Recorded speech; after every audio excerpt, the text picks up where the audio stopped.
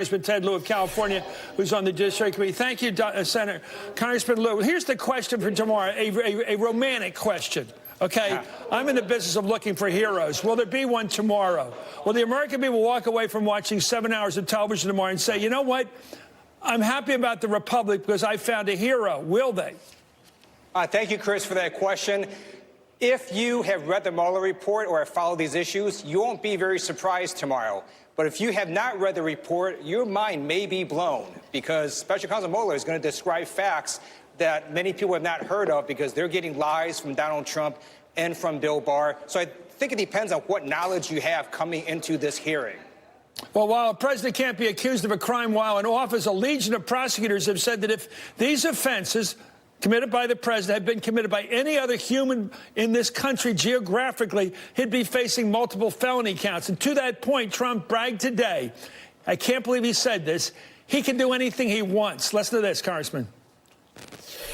I have an Article 2 where I have the right to do whatever I want as president, but I don't even talk about that because they did a report and there was no obstruction. I can do anything I want, according to Article 2 of the Constitution. Trump's assertion that he can do whatever he wants is eerily similar to the words of another American president. Here's Richard Nixon. Well, when the president does it, that means that it is not illegal. By definition. Exactly. What do we make of that, Congressman? You're on the Judiciary Committee. The president says anything he is not obstruction of justice because he's head of the executive branch, entitled by that branch, by the constitutional Article 2, to do whatever he wants. That's his reading. History repeats itself. Donald Trump is simply wrong. The whole lesson of Watergate is that no one is above the law, not even the President of the United States. And tomorrow, the House Judiciary Committee is going to go very methodically over the incidents of obstruction of justice. There's at least 5 of them. And after the hearing, the American people are going to know that we have a felon sitting in the White House. Are you confident of Mr. Mueller's performance qualities? I mean, he's got the script. It's the report. The Mueller report is his script. How does he bring that script alive in the way that the script has it in itself? It hasn't worked. We're at 20% of the country who want impeachment. That report's a lot stronger than that. We're going to help Special Counsel Mueller get his narrative out. We're going to help him get the facts out.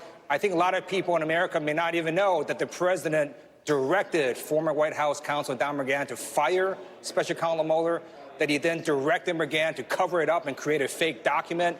And then when that didn't work, he then directed Corey Lewandowski to tell Jeff Sessions to limit the investigation so it's no longer into Donald Trump. There are multiple instances of obstruction of justice that many Americans will be hearing for the first time tomorrow. Do you believe that Donald Trump and his people were the American connection to the Russian effort to screw with our elections in 2016? The American connection. So what's going to come tomorrow out of this hearing and the hearing with Intel are 3 main goals. First, that the Russians attacked American elections in 2016. Second, that the Trump campaign embraced that interference, gave them internal polling data, knew the interference was going to help Donald Trump. And then third, the president committed multiple acts of the crime of obstruction of justice to interfere with that investigation into the interference. Like tomorrow, you and the other members, I hope you get to the truth. I hope as hell the American people hear all that's in that report tomorrow night because it will be good for the history of our country going forward, not just looking backward. Thank you so much. U.S. Congressman Ted Lieu of California, member of the House Judiciary Committee, which will be the first to hear the questioning or